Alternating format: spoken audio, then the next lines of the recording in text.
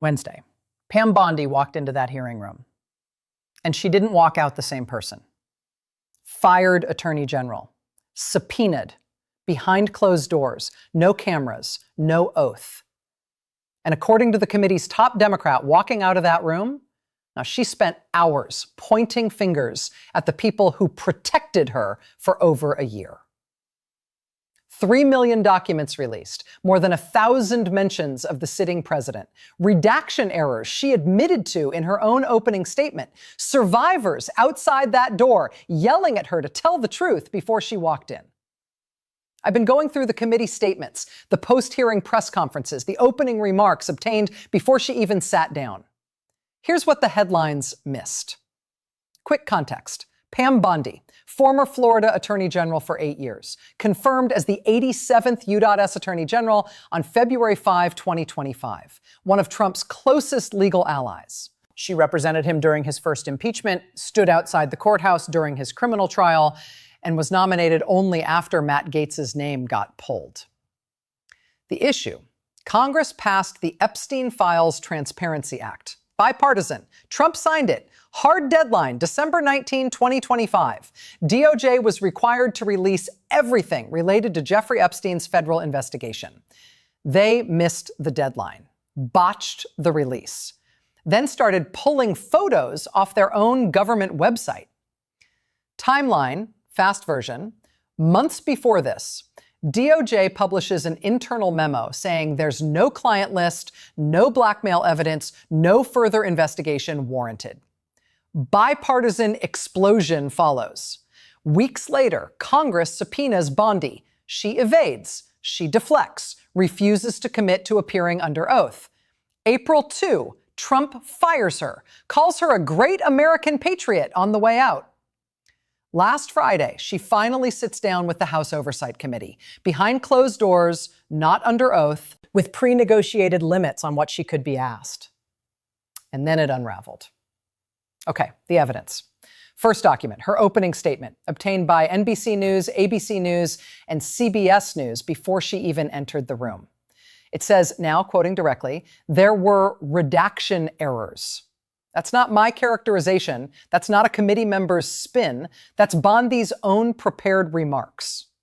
What it means: the top law enforcement official in the country, the person who ran the Justice Department for over a year, admitted in writing before questioning began that her department mishandled one of the most consequential document releases in recent American history. But here's what got me. The redaction pattern wasn't random. Victim names were exposed, accuser names, including names that reportedly connect to powerful people with proximity to this administration, were concealed. Photographs were published on the government website, then quietly removed. DOJ officials confirmed at least 15 photos were pulled. No public explanation, just gone. That's not a clerical error under a tight deadline. That's a directional choice.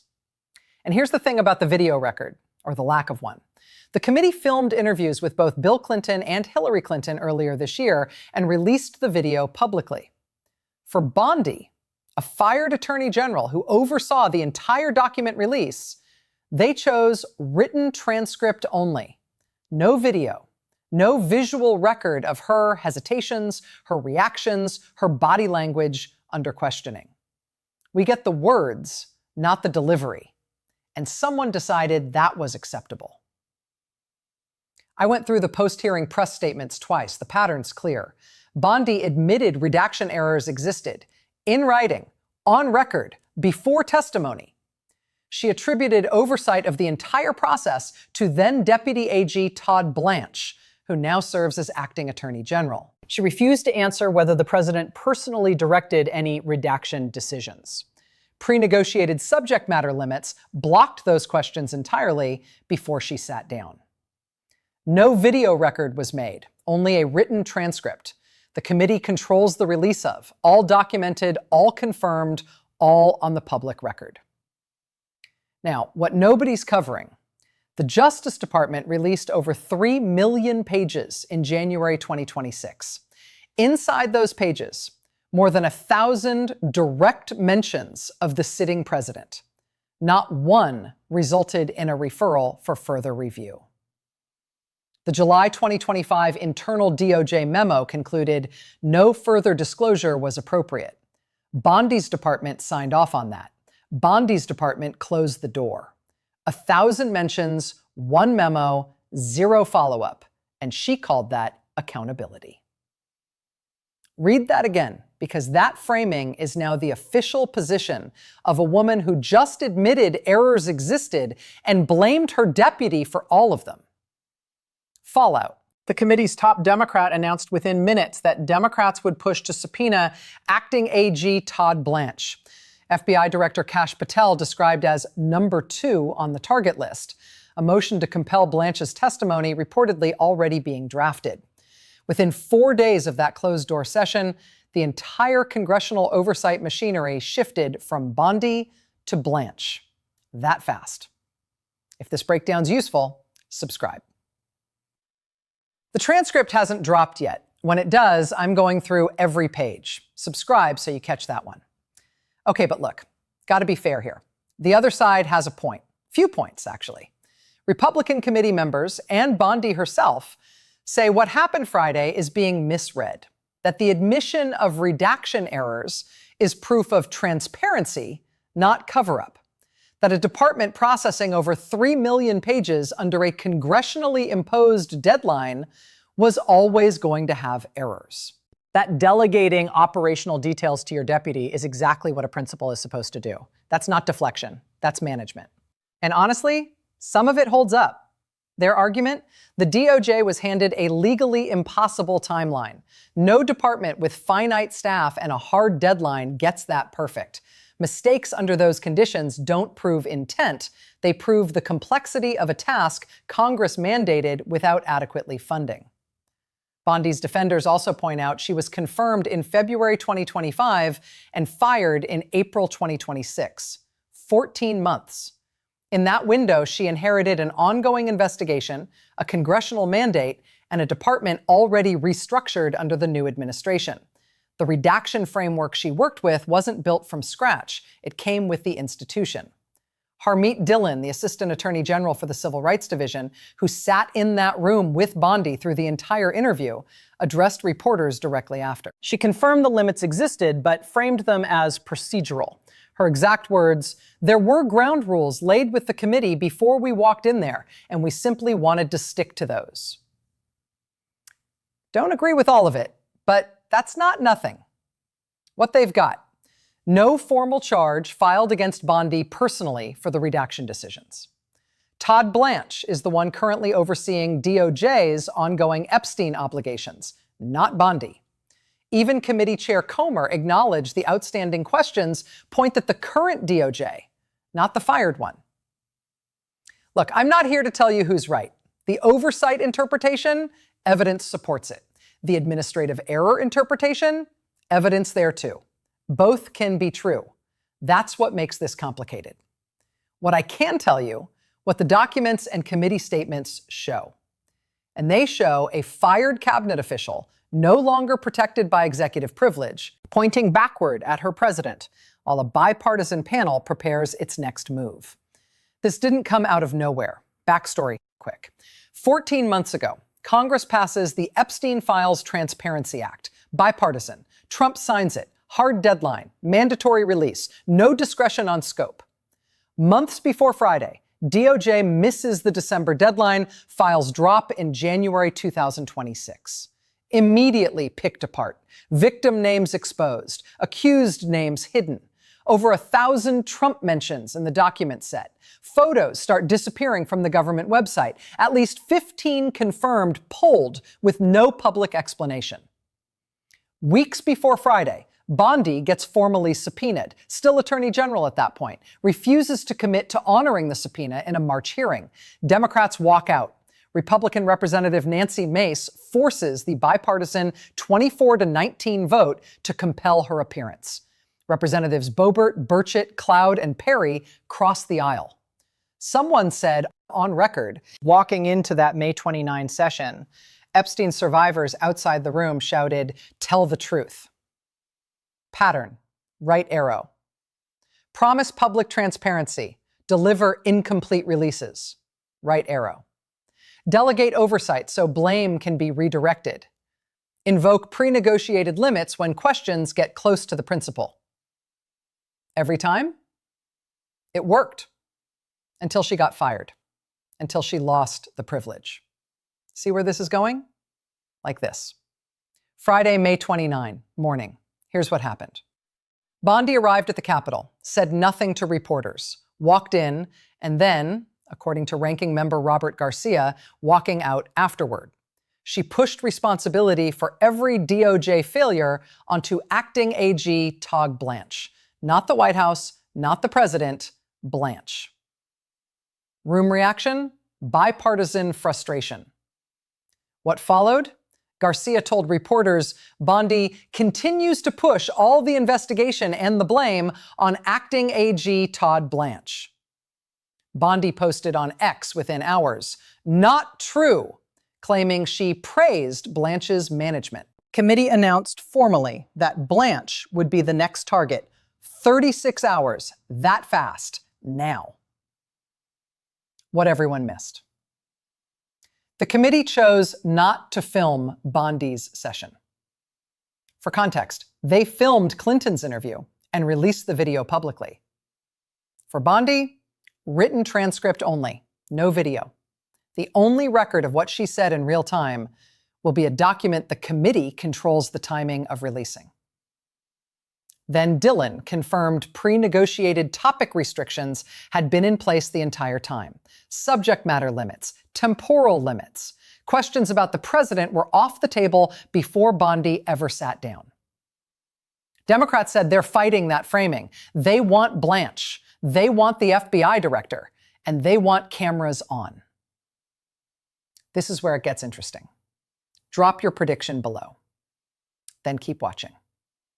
What are experts saying? Former federal prosecutor, 17 years DOJ experience. When a cabinet official commits errors to writing in an opening statement before testimony begins, that's legal positioning, not transparency. She defined the terms of the admission before Congress could. Plain English, she controlled the damage by naming it first. Now the question is whether Congress accepts her framing of how bad the damage was. Another one, constitutional law professor, former federal appellate clerk. Pre-negotiated subject matter limitations in a congressional oversight interview are not standard. You don't typically see them invoked to shield a former cabinet official from questions about the president's personal involvement. Key there. The restrictions weren't about classified programs or ongoing investigations. They were about one person's exposure.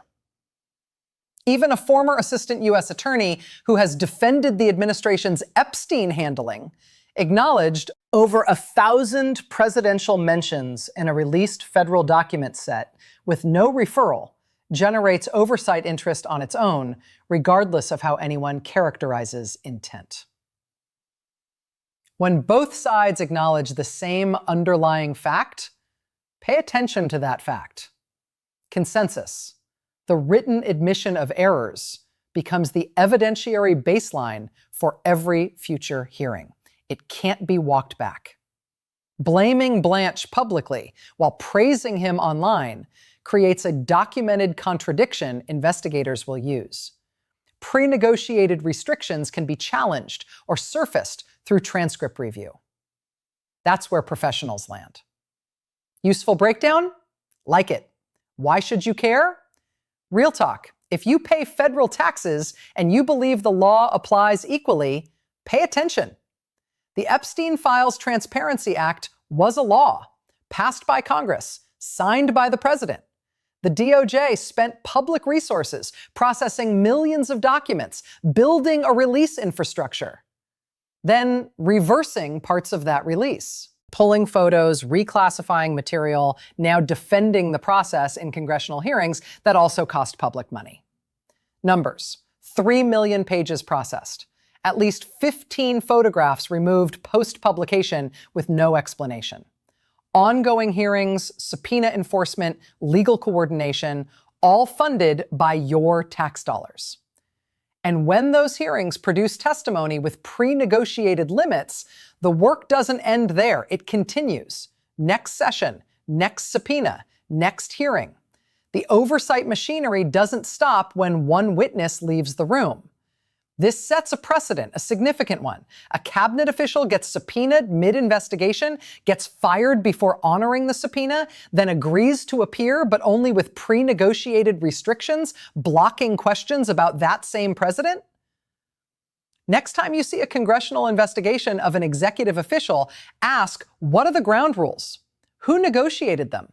What topics are off the table before anyone walks in? Because if this holds, then every future oversight witness has a new playbook to cite. Who's affected right now? Dozens of Epstein survivors are actively engaged with this process. Several were physically present outside the hearing room on May 29. The botched January release exposed their identities while concealing the names they say matter most. The admission of redaction errors doesn't undo that exposure, it documents it. Uncomfortable part? A law was passed requiring transparency. A deadline was missed. A release was botched. Photos were pulled. Questions about the president were pre-blocked. And the official who oversaw all of it is now a private citizen pointing at the man who replaced her. If you believe the legal system should work the same way for powerful people as for everyone else, this story matters to you directly.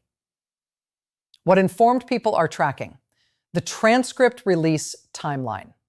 No firm date, and the delay itself is worth watching. Whether Blanche accepts a committee appearance or fights it through DOJ counsel, what the pre-negotiated restrictions specifically prohibited, this may require a FOIA or court action to surface. Whether the 5 Republicans who voted to subpoena Bond hold together for a Blanche vote. Knowledge helps. How did Bond respond? Made it complicated. Immediately, within hours, she posted on X, direct, short, defensive. Her version and Garcia's version cannot both be accurate. One of them is describing a different session. Quote, "Not true. I praised acting AG Blanche's management of this Herculean task. I said his ethics are beyond reproach and that he is an incredible attorney general." Reaction? Garcia's office stood by his characterization. He said Bond consistently shifted blame to Blanche throughout. The contradiction became its own 48-hour news cycle. Media began cross-referencing her public claims against the documented errors in her own opening statement. Democrats came back hard. Formal push to bring Blanche before the committee. Same mechanism, same playbook that worked with Bond. Republicans who broke ranks in March. Mace, Boebert, Burchett, Cloud, Perry, being watched to see if that coalition holds. It held once. Everyone in that committee room knows it. Not cooling down, heating up.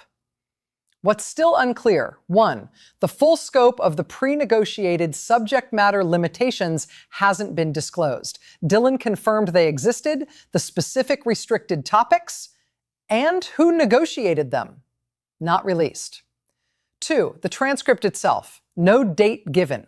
Until it's public, every account of what happened in that room is filtered through people who disagree on what was said. Coming, Democrats pushing Comer to compel Blanche testimony. If refused, subpoena vote attempted. Outreach already going to the Republicans who broke ranks in March. Bond disclosed a thyroid cancer diagnosis to CBS News just before her May 29 appearance. Diagnosed after leaving DOJ, recently underwent surgery. The survivor community expects to issue statements when the transcript releases. Date to watch whenever that transcript drops. Subscribe. Stories moving. The transcript, the Blanche push, the survivor response. I'll cover it all as it drops. Where we are right now. Bondi testified. Closed door, not under oath, no video, transcript pending. She admitted redaction errors in writing before the session began. That's on the public record. She refused questions about the president's direct role. Pre-negotiated restrictions blocked them entirely. She blamed Blanche for process failures, then disputed that characterization on X hours later. She is a private citizen, no longer protected by executive privilege. Scheduled, coming days, Democrats formally push Comer to compel Blanche testimony. If refused, subpoena vote attempted, with outreach to the 5 Republicans who broke ranks. Pending, full transcript of Bondi's May 29 interview. No date confirmed. Not public yet. The specific topics ruled out of scope by the pre-negotiated restrictions. That detail, if it ever surfaces, may be the most important document in this story. Clock's running. That's where we are. Pam Bondi, fired in April, subpoenaed in May, and now on public record, admitting errors, redirecting blame, blocking questions about the president, and contradicting herself in a post-hearing ex-post within the same afternoon. Surface read, a fired cabinet official doing damage control. But the written admission of errors doesn't disappear. It's the baseline now. Every future hearing, every Blanche subpoena vote, it starts from that admission. You can't unsign your own opening statement. And the pre-negotiated restrictions? Somebody agreed to those terms before she walked in. Somebody on the committee side accepted them. That agreement is part of a record too, and it can be challenged. I'll be watching for when that transcript releases, word for word, and for whether Todd Blanche ends up in that same chair, with or without the same protections his predecessor negotiated. The questions that were blocked on Friday didn't go anywhere. They just have a new target now. And the 5 Republicans who broke ranks to compel Bondi's appearance are now the most watched members of that committee. Because if they do it again, if that bipartisan coalition holds one more time, Todd Blanche ends up answering questions that Bondi never had to touch. Story's still developing, not over. Subscribe for the full picture, not just the headlines. When documents drop, I'll break them down. Talk soon.